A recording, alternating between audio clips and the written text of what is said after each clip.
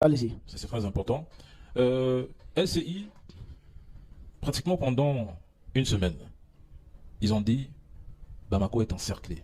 C'est le verbe qu'ils ont utilisé, encerclé. Mais le terme approprié, c'est siège militaire. C'est quoi un siège militaire? C'est l'encerclement prolongé et complète d'une ville, d'une base ou d'un quartier par des forces armées avec pour objectif de forcer la capitulation des forces qui sont à l'intérieur.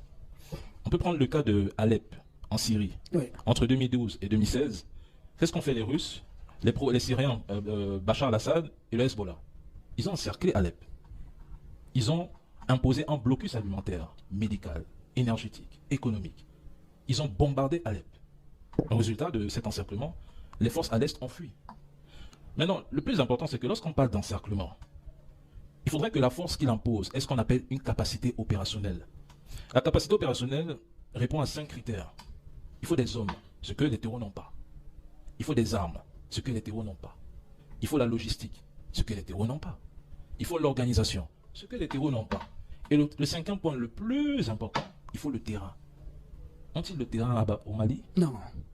C'est la guérilla. Si vous n'avez pas une capacité opérationnelle, comment pouvez-vous encercler une ville? Pour moi, le débat devait s'arrêter là depuis 2 semaines.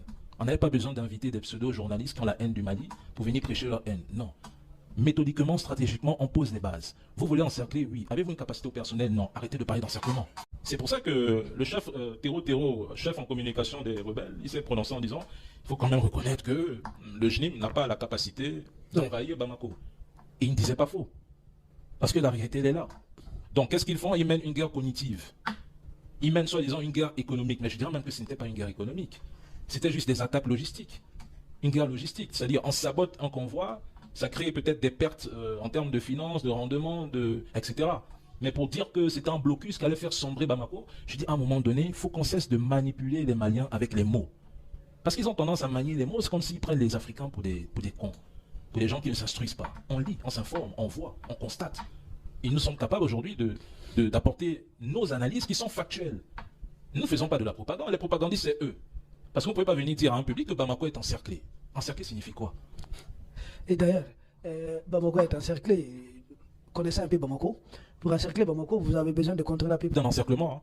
Faut pas. En fait, il faudrait que les gens comprennent une chose. J'entends très souvent certains soi-disant spécialistes qui nous disent oui, il ne faut pas écouter son excellence Assimi Goïta, il ne faut pas écouter vos médias. Les Maliens devraient écouter quels médias? C'est comme si on peut inverser les rôles. Il y a une guerre en Ukraine. Dites aussi à vos populations de cesser d'écouter LCI et France 24 et d'aller écouter les médias russes. C'est aussi simple. Si eux ne peuvent pas le faire chez eux, laissez aussi